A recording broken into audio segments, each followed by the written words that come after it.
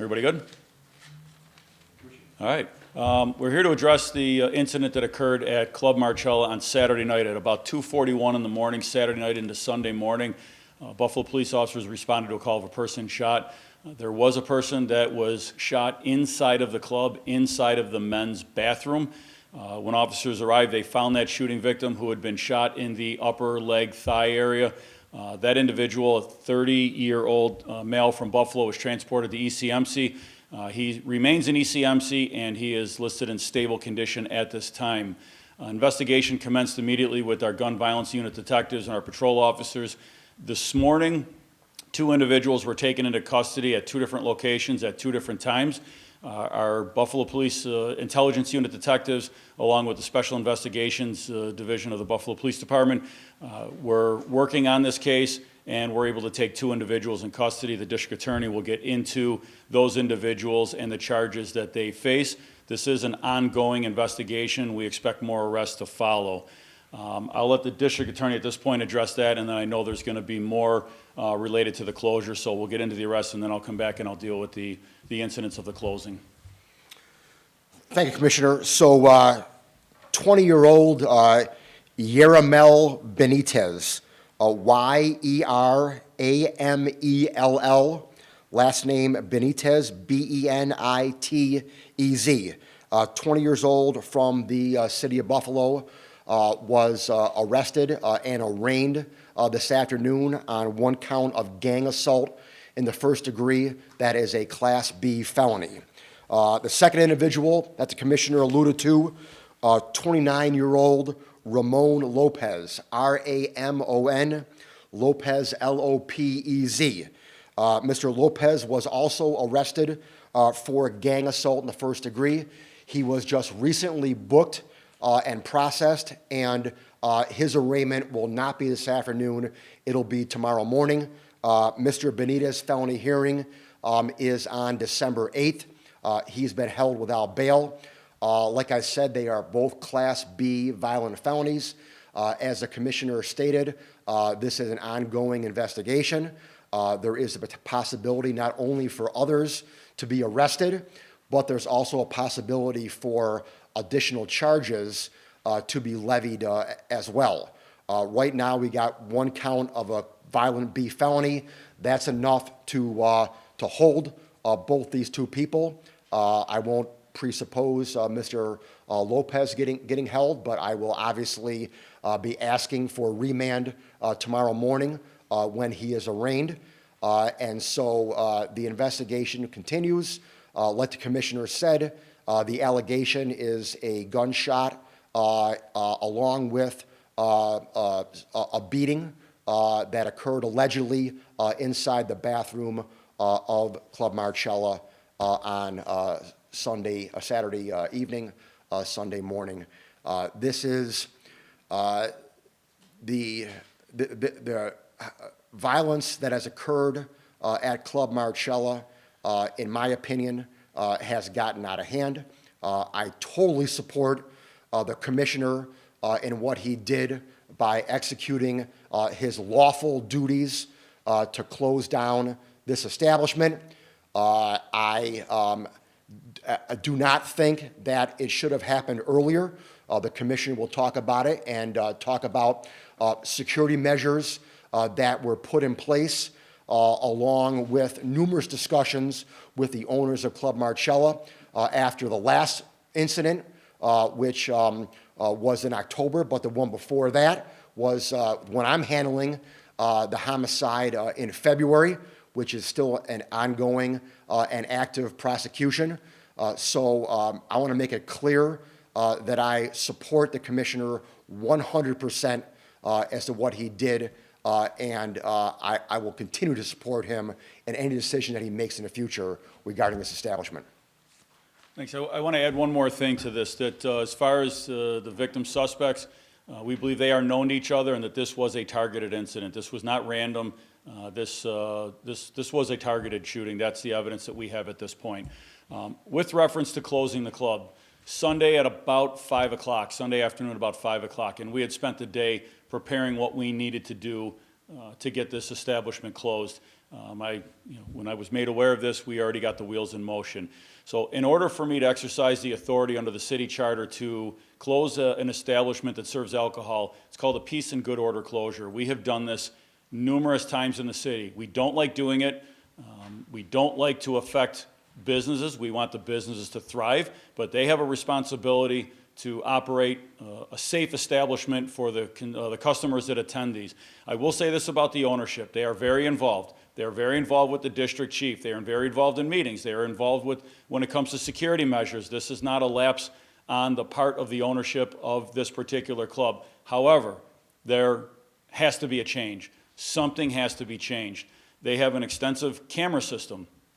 They have an extensive security plan. They have other technology, but there is a security lapse. Something is happening when guns are getting into the clubs. Not only are they getting into the clubs, but they're obviously being used. This is the second time a shooting has occurred inside the club. The other incident that the district attorney brought up, the fatal shooting, was back on February 12th. 3 people were shot, including a security guard of the club, 1 fatally. A gun got into the club. We believe we know how that got in. That'll be presented in court. They have metal detectors, both fixed and handheld metal detectors. How are these guns getting into the club? Where is the deficiency in the security? Where is the lapse? Based on the number of violent incidents that have occurred, we have 3 shootings that occurred on property, 2 inside the club itself. There was a shooting a few months ago in October across the street.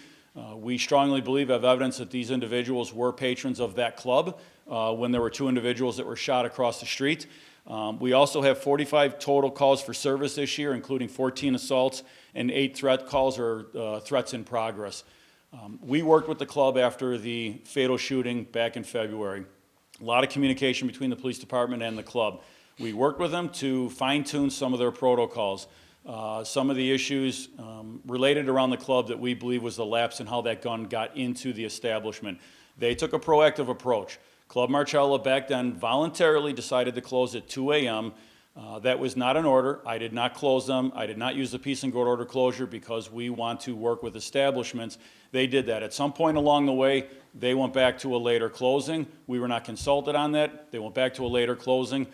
This shooting happened at, I said, about 2:40 in the morning. So now I have the responsibility not only to the people in that immediate area, the businesses, the people that are driving by. I have a responsibility, and the place is now closed. Permits and Inspections Department of the City of Buffalo has subsequently issued a secondary closure order in violation of other city permits and inspections violations. The club is entitled to a hearing within 60 days where they will come before the Department of Permits Inspections, and the police department will be involved in that process, and then we will work with them to determine whether or not they can and will reopen and under what conditions they will reopen. So with that, we'll take any questions. We're hearing from the owners that they're saying there's a possible ghost gun involved. Can you talk about that or? So I want to clear up any misunderstandings or miscommunications about that. Right now, I'm not going to say whether or not a ghost gun was involved, but I think the presumption here is that if it were a ghost gun, it would defeat the metal detectors, and that is wholly, in fact, false. Ghost guns have a polymer lower hand grip, if you will. The slide, the top part of a ghost gun, is still metal. The bullets are metal. All of the components of that will still trigger a metal detector. So whether a ghost gun is involved or not, that's irrelevant to the technology that they have in place, the metal detectors. Again, clearly there was a failure in the security somewhere along the line that allowed that gun to get inside. Why was now the time to issue this closure and not these 3 other incidents in or around the club? So in order to do a peace and good order closure, you can have a shooting in a bar. Again, it has to be a liquor establishment. You can have a shooting in a bar. One incident does not meet the criteria for closure. You really need, by this statute, by city charter, you need a series of events. You have to have multiple acts, basically, of violent crime in order for us to come in and forcibly shut you down. It doesn't mean that we won't get involved, and we do quite frequently, even with other bars that may have one too many fights, may have some other incidents. We don't wait for this to get involved. we have had extensive conversations. As I said, the ownership of Club Marcella is very involved. They're very involved with our district chief. They always have been. This goes back 25 plus years since they've moved a year and a half ago to the Michigan location. They worked collaboratively with the Buffalo Police Department. So there is enough at this point. I'm not going to wait for another shooting. We worked with them. We went through some of the previous issues. Clearly, it's not enough. Clearly, it's not working. There is an issue with the clientele that's going there. Clearly, people are coming in that have gang ties and are bringing weapons into the club. These are the two incidents where guns were fired, were used. How many other guns have gotten into the establishment where it didn't lead to that? So this was the time. Do you think it was a safe option too, to close, especially during the holidays, given that people coming into clubs could peak? That's really irrelevant to when a decision is made to close a club. The timing doesn't matter. We had a shooting Saturday night. It was closed by Sunday evening. So does that mean you can't open for another 60 days, or like what happened? I don't want to speak for permits and inspections, but I'll speak for permits and inspections. It says that they are entitled to a hearing within 60 days. So it'll be up to them to contact, or they'll be in communication with the Department of Permits and Inspections to set up an initial hearing date. There will be a series of meetings. It's not going to be a one and done. There will be a series of meetings and ultimately negotiations on what we're going to tell them needs to happen in order for them to reopen. So what needs to happen? I mean, they've already put in metal detectors, they changed the time. I know there's a lot of police activity, you're doing directed patrols there. We're doing a substantial amount of directed patrols with two districts. It's right on the border of A and B districts, so both A district and B district are doing directed patrols. But I don't want to get into negotiations at a press conference, but some of those things you mentioned are going to be a part of it. One of the other things, and I've already said this today, is that security, clearly there was a failure at the security level. How are these weapons coming in, and how are these things happening? So those are things that are going to be addressed. Yes, Dave? Commissioner, I just want you to clarify something. I believe you said we think the individuals were involved in a prior shooting. Are you saying that either Benitez or Lopez or both of them were involved in a prior shooting or no? No, that must have been a misunderstanding. We did not say that they were involved in a prior shooting. I was talking, or either John or I were discussing prior shootings that occurred there. There was no allegation that these two were involved in any of the prior incidents that occurred at the club. Anyone else? To be clear, this is not, there's no hate crime kind of thing. No, they are, all the evidence we have at this time is that they are known to each other and that this was a targeted shooting. We are very confident in that. This is not a hate crime. There's nothing at this point remotely that would point to a hate crime targeted at the club or the patron. I'm curious, just with all the security measures they put in, 80-plus cameras that they have, the fence, the meetings that you guys had constantly, what do you think's not working? I understand there's a failed security at some point, what happened yesterday, but what's not working? Failed security. How are these guns getting into the club? There's metal detectors, there's wands. Clearly, something is happening, and if a gun got in through the back, somehow through one of the fences, and we talked about that before, what was done on the perimeter, so more has to be done.